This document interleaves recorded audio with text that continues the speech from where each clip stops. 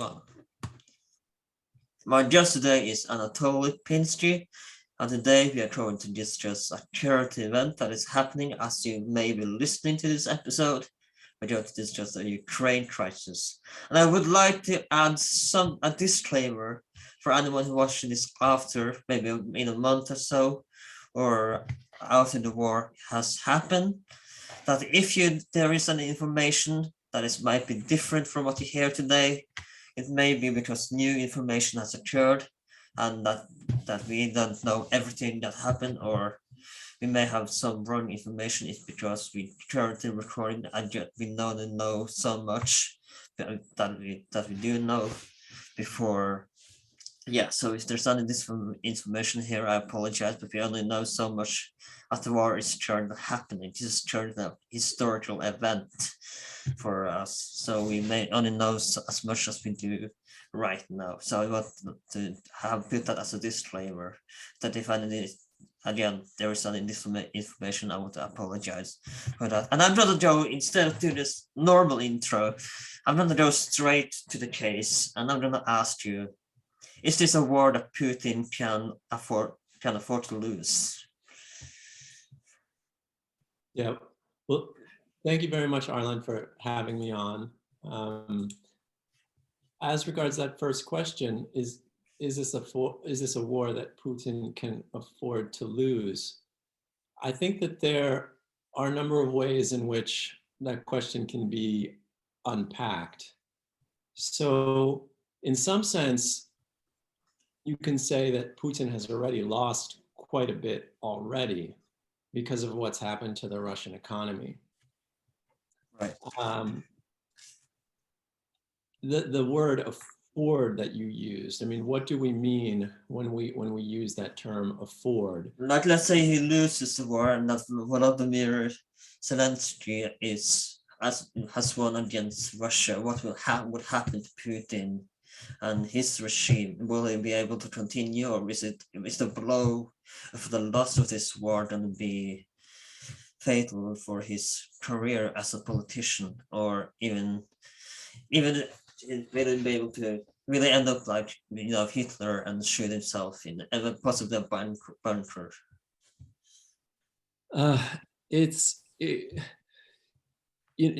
Putin isn't a regular politician. He has an enormous repressive apparatus around him. So if he were to say lose the war, and we would have to define what we mean by lose the war. So if he were unable to take Kiev, which analysts are saying may be the case, although everybody is qualifying that statement quite a bit. Does that mean that he's lost the war? If he's able to demilitarize simply by taking out military installations and Ukrainian industry, has he won the war or lost the war? In that case, whatever happens, whether he quote unquote wins or he quote unquote loses, he has an enormous repressive apparatus around him that he can use to take out dissent in Russia, which he has been doing for quite some time, even before the war, and which he's continuing to do in the first 2.5, 3 weeks after the war. And even if Putin were to win, if winning is defined as, say, taking the country. Excuse me? That we can define winning by taking the country and taking Kiev as a prize. I'm not sure. Well, I'm not sure how likely that would be, because even if you were able to get into Kiev, from what I understand, it would be incredibly difficult for him to hold on to Kiev. So if he were to win, let's just say hypothetically, if he were able to get into Kiev to topple the Ukrainian government, he would then need to maintain control over Kiev, and he would need to maintain control over at least some other parts of the country. And that would be incredibly difficult given the degree of resistance in Ukraine. So there is a sort of small short-term victory, perhaps, but in the long term, it would be very difficult to maintain. And then at the same time, the consequences to the Russian economy and as a result to the Russian state because of sanctions that would persist, if not become more extreme, would be profound. So in that sense, winning is in some sense losing. And here I come back to my initial response to your question, which is that in some sense he has lost already, which is what makes all of this such a scary situation. So let's go back to earlier this year and let me see when these tensions start to rise. As we know, the military exercise with Belarus and Russia, a few months ago, a month ago now. So was this when tensions were starting to rise? When did NATO and the West realize that Putin might be up to something? Well, there's a longer history, of course, to the Russian-Ukrainian conflict and now the Russian-Ukrainian war. And a number of political scientists and policymakers have suggested that Putin has been up to something for quite some time, stretching back to 2008, when the NATO-Ukraine relationship changed a little bit, and perhaps even stretching back further, because as we know, as a number of people have said, policymakers in the United States, for example, that Putin, perhaps for his entire adult life, hasn't seen Ukraine as a proper state. As we know, he did write an entire essay about this and presenting it. Yeah, and that was last summer, so the summer of 2021. I think that the situation became more serious once, in sort of the fall of 2021, Russia began massing troops along the Russian-Ukrainian border. And that was a clear sign that things were moving in a different direction. A lot of people didn't know what direction things were moving in, but that's likely the beginning of the escalation simply militarily. However, now if you look in hindsight, knowing what we know now and knowing what we began to gather as towards the end of 2021, there's an argument to be made for Putin preparing this kind of military solution to the problem for a number of years. So the Russian opposition and Russian civil society more broadly has really taken a hit over the last 2 years. And one could date it back to the beginning of this escalatory repression to January of 2020,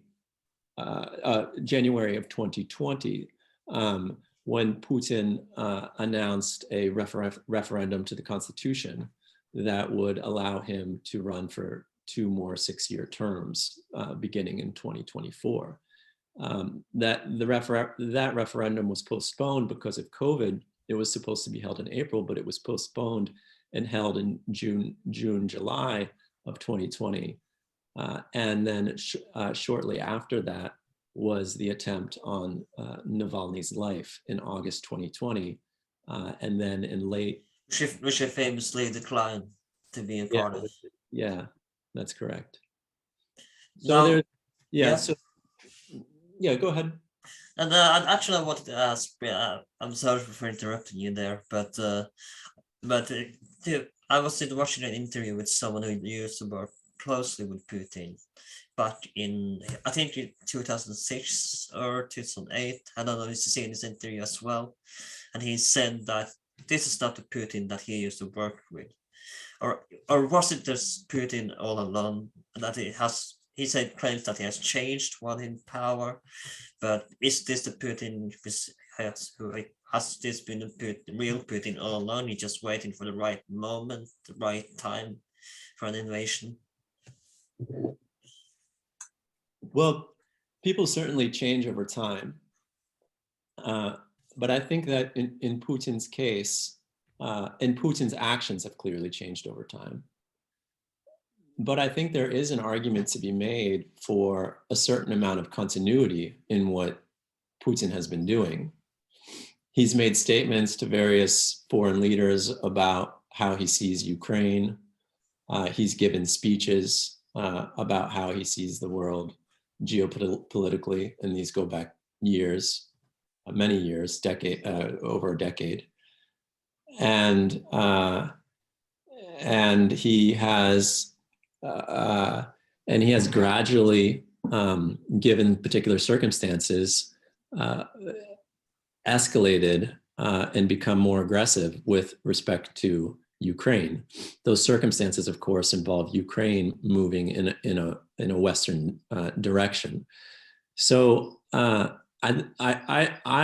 kind of come down on the side of continuity in what Putin is doing.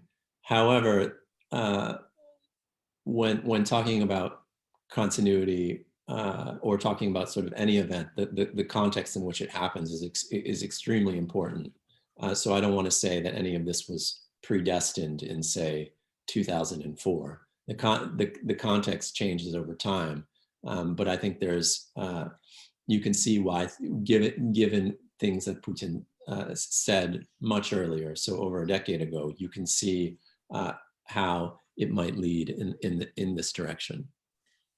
And again, which brings us to the next question, because if you read Russian history, you know that Crimea kind of makes sense because it's been on and off from Ottomans to Russian, and then to Ukraine, and then now again Russia. So I can understand partly why he wanted Crimea, because it is kind of like a Russian, have been a part of Russian history, but for a long time. But what does he really want for the Ukraine? And what, considering it's a massive, he says that they ethnically should belong to Russia, but is it grain supply as well, or is it more than just historical reason that he wants Ukraine? Well, there's certainly a long historical relationship between Russia and Ukraine. That relationship has changed a lot over time,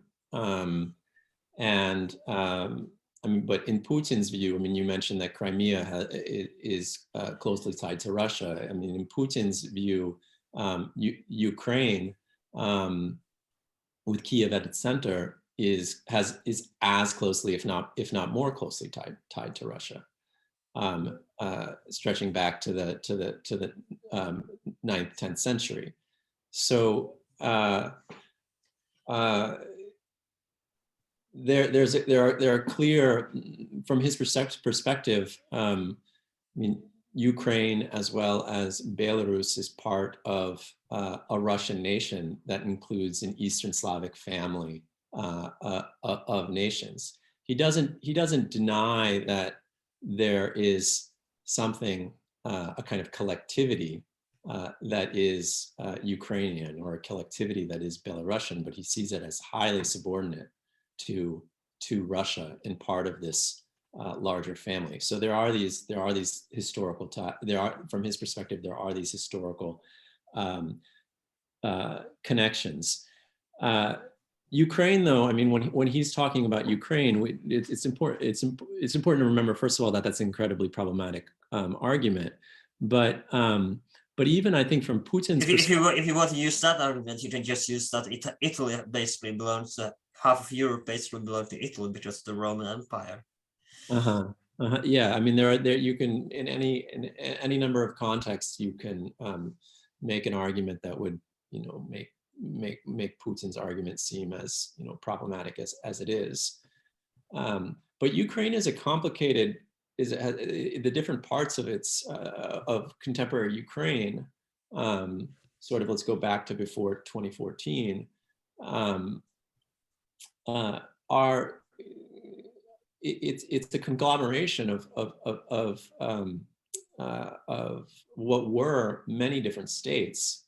It incorporated, after the Second World War, parts of what were Poland in the interwar period. That began the picture is a little messy because that process began in the late 1930s, in 1939. But it incorporated parts of Poland, parts of Romania, and a very small part, and I think this is often forgotten, a very small part even of Czechoslovakia. And I'm not sure Putin would go so far to say that say that part of Romania is actually belongs to Russia. I'm not is part of this Eastern Slavic family. I'm not sure. It's possible that he does. But the point is that it's a very complex picture. But I think also, aside from the historical argument, there are clear geopolitical kind of strategic reasons for wanting Ukraine. And Russia is a huge country, a huge portion of which is on the world's largest plain, and Ukraine is part of that plain. So and it's at the center of Europe. I mean, its location is incredibly important for strategic reasons, but that's not to dismiss the historical reasons. As this episode, the episode that I'm referring to now will come out after this one, because this one will come out today as we are recording. But I was speaking to Professor Louis Siegelbaum, and I was asking, what does Putin necessarily want with Ukraine?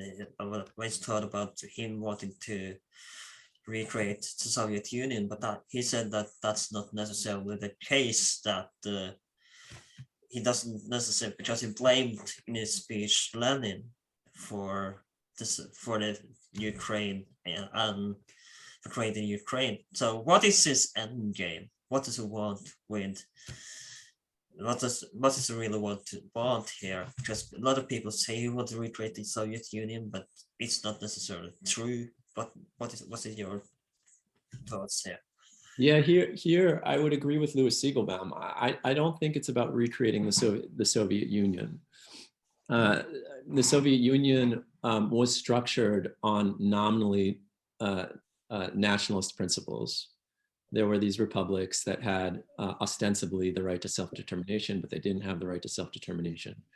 The Soviet Union was based on all sorts of other principles, including extremely limited private property. Almost that's a kind of different story that Putin does not want to recreate. But what the Soviet Union did have at certain, and particularly, and this became particularly true under Stalin, it became a very strong state that over time grew in size. So I talked about the expansion in 1939, and then again in a kind of confirmation and further extension at the end of the Second World War. This, I think, Putin is attached to, and people around him are attached to, and many Russians are attached to too. That is this idea of Russia being a strong state that is also tied to empire, and how exactly Putin and people around him and others might conceive of what that strong Russian state might look like. That is an open question that some people have good answers to, much better than an answer that I could provide. But I don't think, I mean, there are roots here in the Soviet experience, but I don't think that this is a recreation of the Soviet Union, As we know, Russian Empire. as we know, he was an ex-KGB officer, and that he called the fall of the Soviet Union the greatest geopolitical failure of all time, if I believe, if I'm quoting this right. Mm-hmm. Yeah, I mean that's a statement that's made, but maybe we should focus on the geopolitical aspect of it and less on the Soviet aspect of it. That is, what it led to was the collapse of a Russian, of a state that he saw as, in part, perhaps in large part, Russian. It led to the collapse of, it led to Ukraine being independent. It led to Kazakhstan being independent. And I mentioned these two countries, and it led to Belarus being independent. And I mentioned those cases because those are cases where there are large Russian minorities, or in some cases, entire populations that Putin considers to be very close, that include not only ethnic Russians, but also entire populations that Putin considers to be very close to Russia.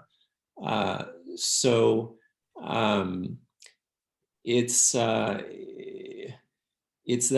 kind of geopolitical fragmentation that I would focus on. And if you speak to, especially in the eastern countries that borders to Russia, like I think Estonia and Poland, they are not very friendly to Russia, considering they did not have a good time. They did not look at it as a good time to put it in those words, to be under the Soviet Union.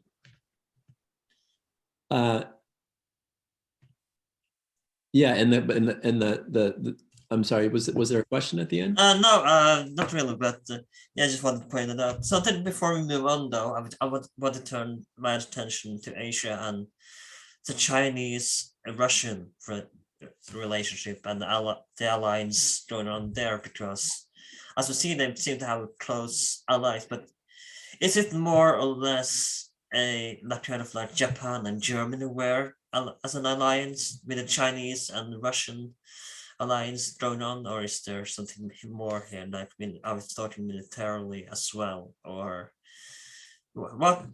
Considering that China did and Soviet Union did not go necessarily along very well in historical, but since they're both communist but had different communist ideologies. But was this an unlikely alliance, or do we have more between China and Russia that meets the eye? I should be careful in talking about the Russian-China relationship because it's not something that I know a lot about. But there have been some interesting discussions about how the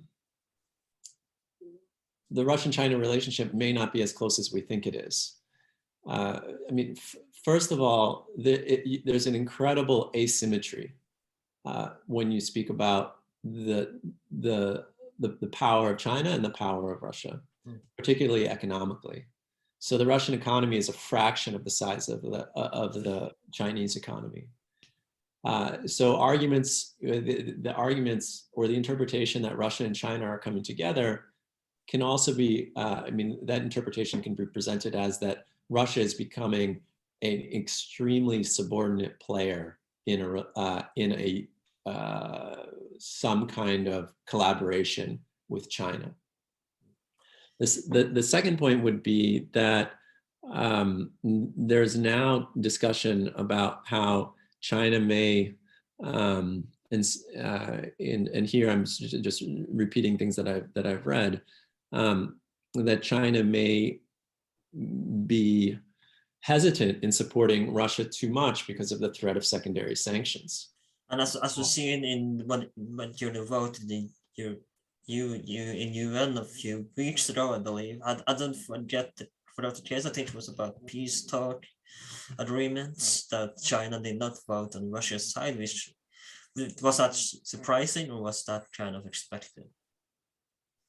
I'm sorry. Can you repeat that? I didn't hear it. When a few weeks ago, the UN, I believe it was the UN who was voting for this, for the peace talk and peace. Of course, Russia vetoed against it, but China, they voted neutral.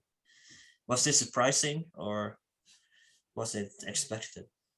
No, I think that from what I understand, and again, I can only say so much about the China aspect of this, but from what I understand, that was quite expected.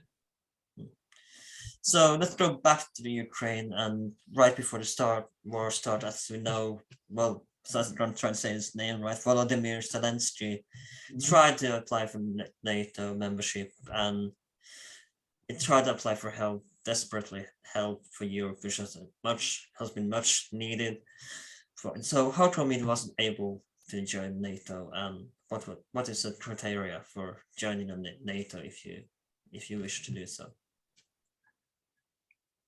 So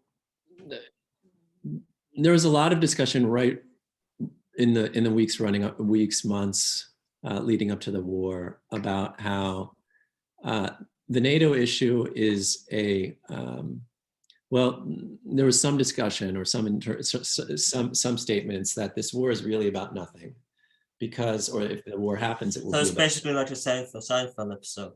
I'm sorry? So it's basically like a Seinfeld episode. Exactly. Yeah. But yeah, so it's about nothing. Why is it about nothing? Because the NATO is never going to accept Ukraine anytime soon. And Russia knows that NATO is never going to accept Ukraine anytime soon. Why is NATO not going to accept Ukraine anytime soon? Because there is a conflict in Ukraine at present. And as far as I understand, that's just one reason, or not at present, but I'm sort of before late February, that Ukraine can't be admitted for that reason. That's just one reason. However, I actually just to return to this idea that this is a conflict about nothing, because Ukraine. Everybody knows that Ukraine isn't going to become part of NATO. I don't think that interpretation is quite right, because sure, Ukraine won't become part of NATO. But at the same time, Ukraine is gradually, and we're seeing this play out, Ukraine since 2014 has been gradually strengthening its military. And it's been gradually strengthening its military because it's been supported by Western powers, and I think that Putin recognizes this. That to some extent, I mean, he hasn't recognized the extent of it, evidently, but he recognizes that Ukraine is getting stronger militarily. He has for a long time, as we've already talked about. There's continuity here. He has for a long time denied the legitimacy of the Ukrainian state in a particular form, and certainly doesn't want Ukraine then to become stronger militarily. And there's a particular conjunction, a number of things going on at the same time right now that make it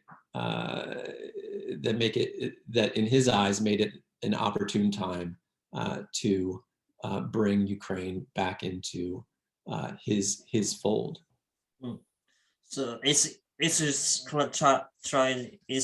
Zelensky's application for EU more realistic, or is that out of the picture as well? That I'm really not sure. I don't know enough about what's required to join the European Union. My hunch is that corruption in Ukraine and the state of the Ukrainian economy, even before, in terms of long-term trends, would create an obstacle to that. But things are very fluid. So let's go back to weeks before the war and the diplomacy. how come diplomacy failed? Has Putin already made up his mind, or was it just stalling for time here? But how come diplomacy didn't work out? As we followed closely the wars, the news channels began to post about the recent events as diplomacy was unfolding. What do you think about this? Yeah, so let me just, I haven't said this yet, and I don't think that you mentioned it. So let me just say that, I'm a historian of modern Russia, and my perspective, including,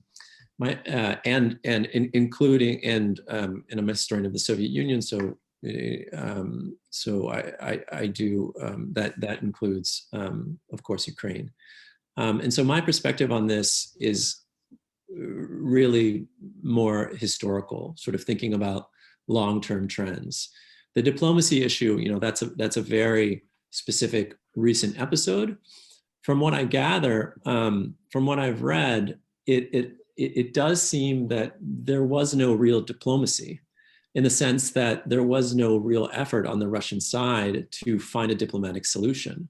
I've been pretty convinced by arguments such as the following, that if you want a diplomatic solution, you don't issue publicly demands that are politically, for the people you're negotiating with, complete non-starters. To make those demands, that is, that Ukraine will never be part of NATO, and that NATO needs to pull back from some of the countries that it's expanded into since the fall of the Soviet Union, it would be politically impossible to agree to it, given the way that the demands were presented for an American politician, and I'm of course talking about Joe Biden. So I mean, it doesn't seem. There was a story right after those demands were issued, and then I didn't see it again, and so maybe it turned out that it was kind of apocryphal. But I think the story does capture sort of how much of a non-starter that diplomatic effort, those demands were, and the diplomatic process was. And the story was that when one employee of the Russian Foreign Ministry passed on the demands to another employee of the Russian Foreign Ministry, who was then to pass it on to the West. I might be getting the details of the story slightly wrong. That the person who received the demands just kind of smirked, knowing that this was not something that was going to go anywhere. And while the story might be apocryphal, I think that it does capture a larger dynamic.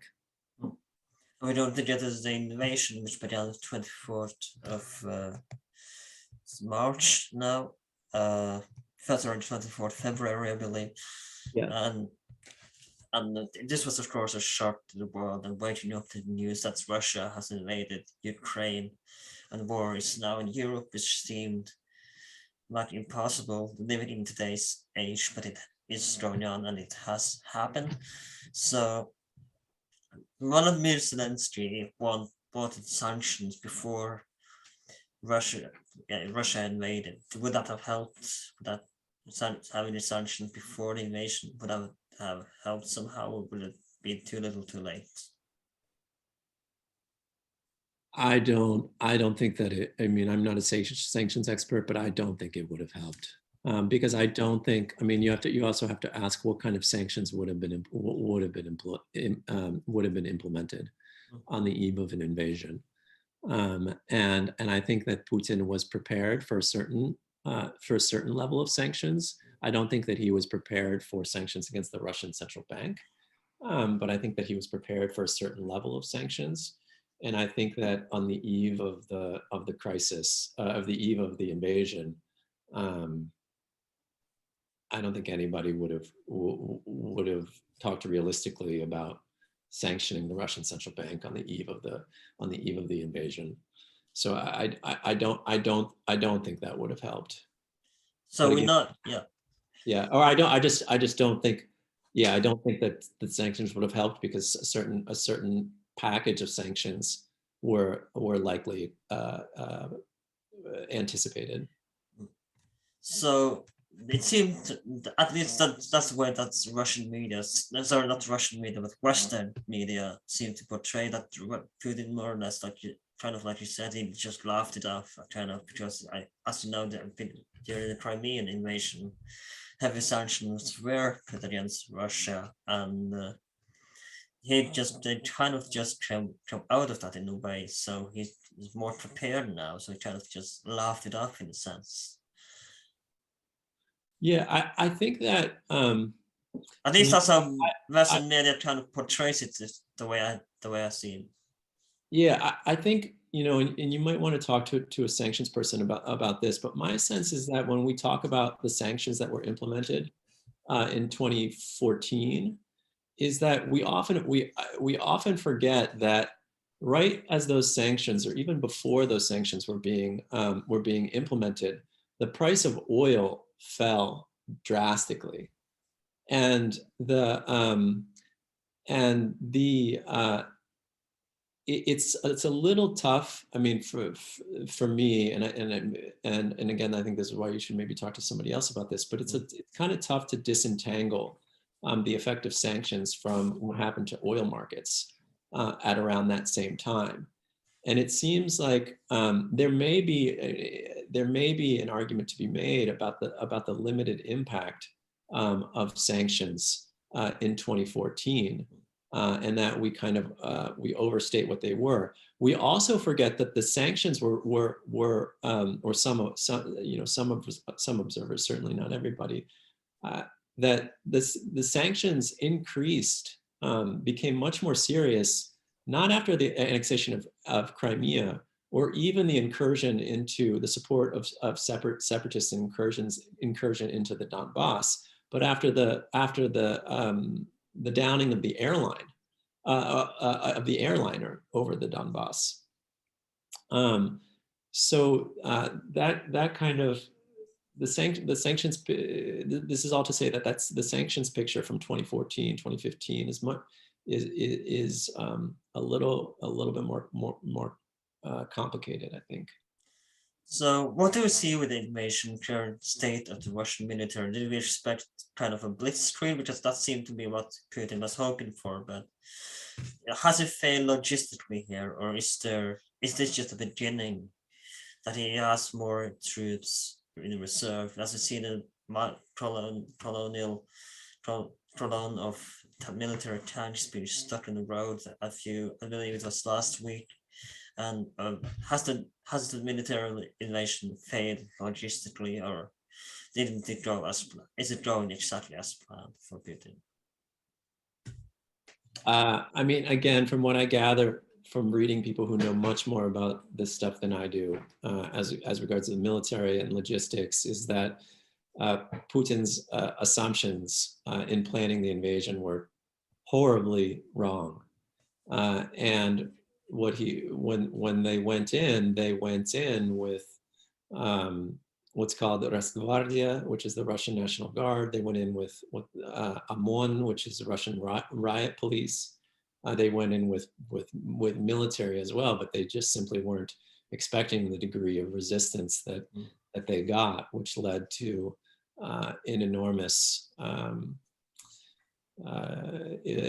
losses. I mean, there was an article in the New York Times, it was either last night or this morning, that the U.S. intelligence is estimating that around 7,000 Russian soldiers have died, including 3 generals. So I mean, the assumptions were clearly enormously problematic. Many people saw that from beginning, or months before the invasion, predicted that. One person who was really good on that was Michael Kaufman at CNA in the United States, in Washington D.C.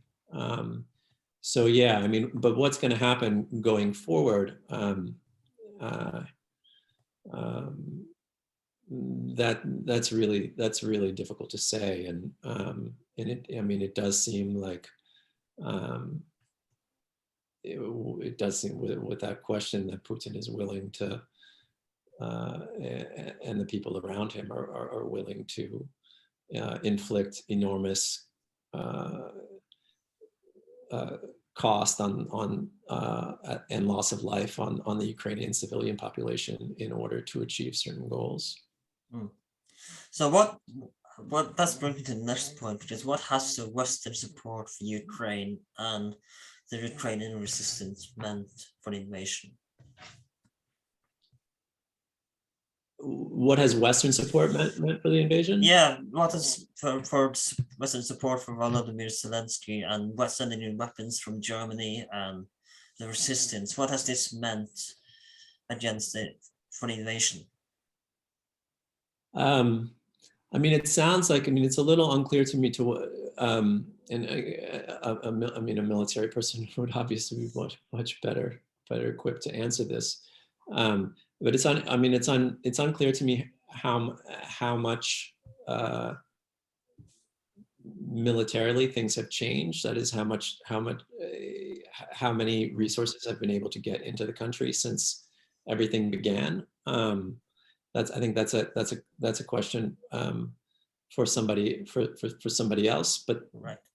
But it does seem like there's an enormous amount of political will to continue to support Ukraine militarily and to increase support for Ukraine militarily.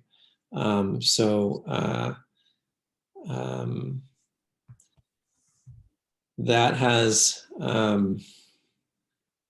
yeah, I mean, that whether that's a change, I mean, implementing that is a change, whether it's something that, I mean, Putin likely didn't anticipate it because he anticipated a quick victory. But I think many people in the West anticipated it. Yeah, so as we mentioned sanctions a little bit, I want to ask you, with the economic sanctions and Russian airlines and the Russians have been allowed to participate in the sporting events or they run free or businesses are not allowed to operate in Europe anymore, and obviously gas and oil is not allowed to be sent into Europe. With these economic sanctions, which seem to already been starting to have an effect on the normal civilization, population of Russia, is this gonna? And I predict, and am I right in predicting that this is gonna send Russia into 1920s Germany, and that people already compared him kind of to Hitler, but can we see with these sanctions that fascism might rise in Russia, and that we might see another Adolf Hitler rise? Well, the historical analogy aside, there's certainly a move in the direction of extreme repression, and you may know Putin gave a speech yesterday where he talked about traitors and подонки in Russian. So kind of like I guess it would be something like scum. And he talked about the samaichishenia, or the self cleansing or self-purging of Russian society, of people who live their lives mentally in the West. And that's, very scary language. And things are clearly moving in a really scary direction.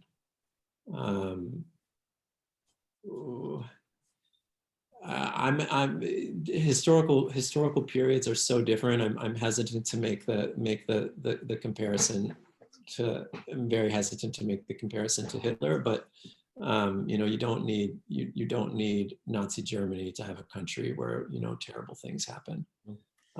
Maybe not on the level of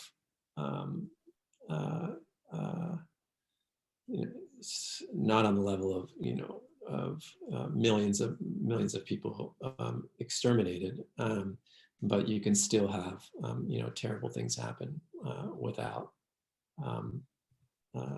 the parallel to Hitler. But that said, I mean, there are very scary indications that there might be some sort of affinity in Russia with at least some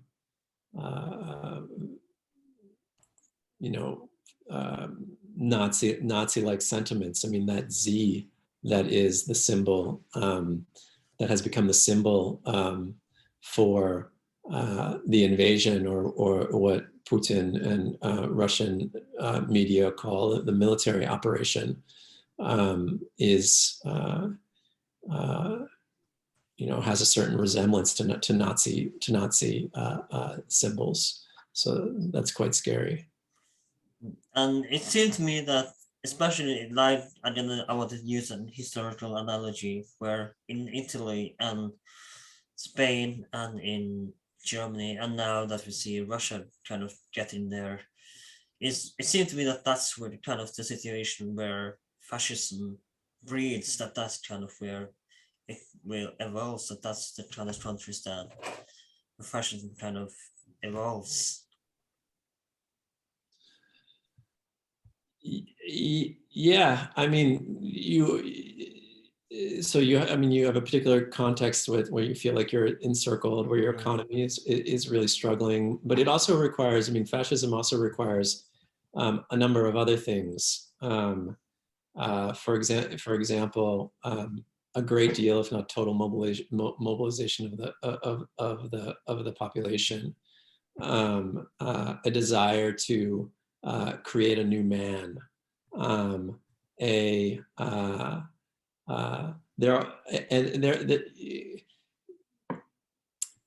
don't know how comfortable I am going into a detailed academic definition of fascism, but there are, I mean, my larger point would be that there can be something quite scary, quite repressive, quite enormously catastrophic for Ukraine, for Russia as well, without Russia becoming a textbook example of fascism. Or perhaps a new ideology will arise as well, for all I know. Yeah, it's possible. It's possible. I mean, it seems to me that one of the things that has enabled Putin is something that's a long-term trend in Russian history, and that is, and it's something that historians quite recently haven't talked that much about.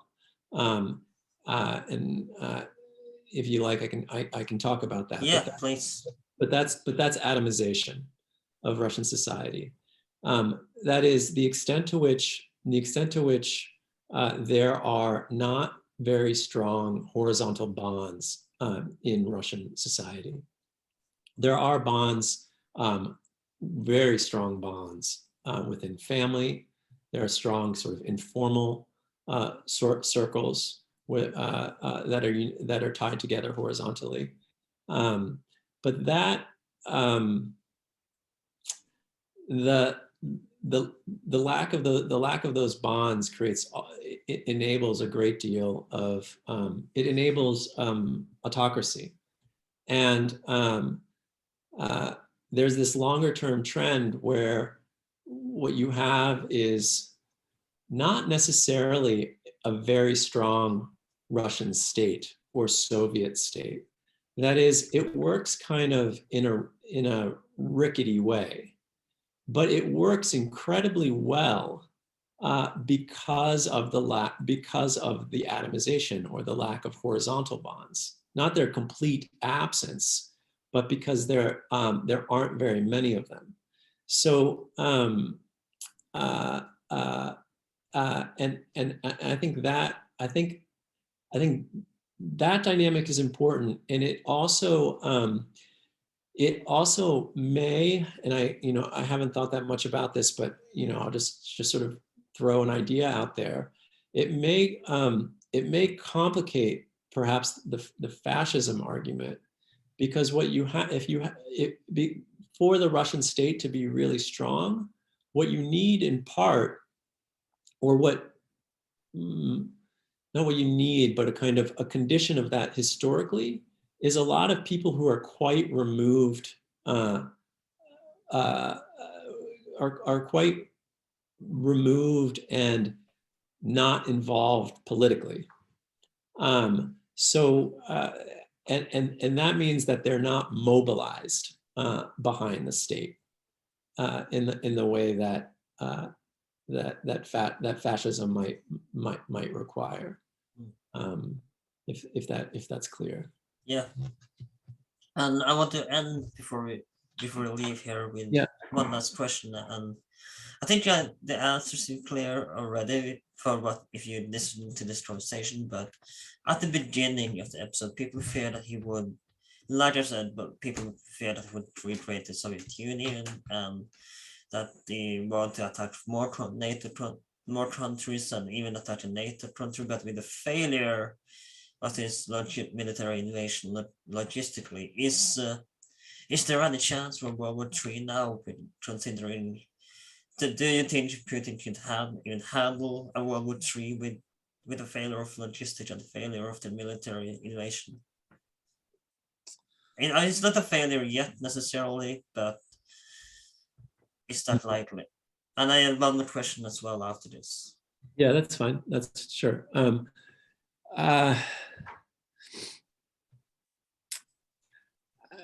mean, the situation is I've said this several times. I mean, it's really scary, because because Putin is clearly on his heels, and the West clearly wants to do everything that it can to help Ukraine, and Ukraine wants to do everything that it can to help itself. And so there's this background of, or not even background, the foreground of obviously enormous tension. And in that context, something bad, predicted or unpredicted, could happen. If we talked earlier about the West continuing to support or increasing support for Ukraine militarily, I mean, what happens? And there was an article in the Times either yesterday or this morning, the New York Times, either yesterday or this morning about this. I mean, what happens if Poland is trying to bring military equipment into Ukraine, which requires that they at least come up to the border, and that military equipment is bombed, and Poles who are a member of NATO are killed? What happens after that? So there are these, it's a really frightening situation. So I'll stop there. I mean, people can learn a lot more about this by simply reading recent articles that talk about this stuff in greater detail. So yeah, there was a second part. Yeah, I was going to ask this before this, but Putin last week, either last week or 2 weeks ago, put nuclear weapons on high alert. But should we read too much into this, or should we be worried? Because as far as I understood, he had just 3. I don't remember the options exactly, but he just had like low, medium, and high alert. In the way I understood this, so should we read too much into nuclear weapons being on high alert, and would he risk nuclear annihilation in this war? I mean, to start with the beginning. Why he made this statement about the nuclear weapons and why the Russian military exercises as well, and I'm sort of adding here, involved a kind of a nuclear component, from what I understand. I mean, this is about signaling and signaling very effectively that NATO should not get involved. And because if NATO gets involved, for example, by implementing a no-fly zone, that what it's signaling is that Russia may use nuclear weapons. I mean, whether I have no way of knowing, and of whether that would actually happen. But the trouble is that do you really want to risk it? And in that sense, I mean, what he's doing strategically is makes a certain amount of sense, and I don't think that that the United States and NATO would risk it. It's just, I mean, it's just such an enormous gamble. And here I'm talking, like, for example, with a no-fly zone.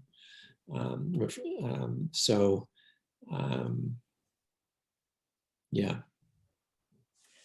Thank you so much for coming. It's been a pleasure to have you on. And before you go, do you have anything you wish to promote, and social media where people might find you if they had a question? No, I have nothing that I want to promote. Can I just clarify one small point that I made earlier? And that's about when I was talking, when you asked the question about the Soviet Union. Is he trying to recreate the Soviet Union? And then I was talking a little bit about Russians who were abroad, Russians who after the collapse of the Soviet Union found themselves either in Kazakhstan or Ukraine. Just kind of flesh out that point. There was a piece in there was an interview that I read the other day with Timothy Snyder, who is a Yale historian, and he has written a great deal about Ukraine and Poland and Belarus. And a point that he made was that Russia needs Ukraine, or Putin's Russia needs Ukraine, because Putin's Russia doesn't quite know what it is. It can't just be Putin's Russia, because Putin's Russia is this kind of corrupt entity where, by definition, by being corrupt, the rule of law is not something that's followed. And so it kind of needs Ukraine to make up for that. And perhaps it needs other territories where there are ethnic Russians, and not only ethnic Russians, but Ukrainians and so on. I would take that point a little bit further and say that it's not so much what's happening with Ukraine is not so much that Russia doesn't have anything and it needs Ukraine. This is what Russia is, in a sense. That is, because given there are a number of things in Russian history that lead to this, but it's very hard for Russia to understand where nation ends and empire starts. That is, the boundary is very, very blurry, because Russia was part of an empire and then was part of the Soviet Union, and what we now call ethnic Russians occupied a very peculiar place in both of those entities, the Russian Empire and the Soviet Union. One should argue that it is an empire already considering the sheer size of Russia. Today. Yeah. Yeah, I mean, it's still the problem exists even within the boundaries of the contemporary Russian Federation, which is a multinational state, and it's recognized. You know, it's a federation. There are particular ethnic groups that have it. Tatars, for example, that have autonomy within the Russian state. Thank you so much for coming. And like I said in the beginning, if there's any disinformation here, I want to apologize because as the war is still ongoing and information may occur that we do not know yet after this episode is being released. So I want to say that in advance, if there's any disinformation, I want to apologize. This is currently a current event. So please take that in mind as you listen to this episode or have listened to this episode. I want to bear that in mind. And my name is Alan. This has been the cover of the Ukraine crisis or the Ukrainian war, if you will. You can find us on social media on that aged well on Instagram. We are available on YouTube, Spotify, Apple Podcasts, wherever you can find podcasts. Please like, share, and subscribe. If you are on Apple Podcast, consider writing us a review. That would help us a lot. My name is Alan, and it's been a pleasure to have you listen to this podcast and to have you on, Professor Anatoly Pinsky. Thank you for listening. I'll see you next time.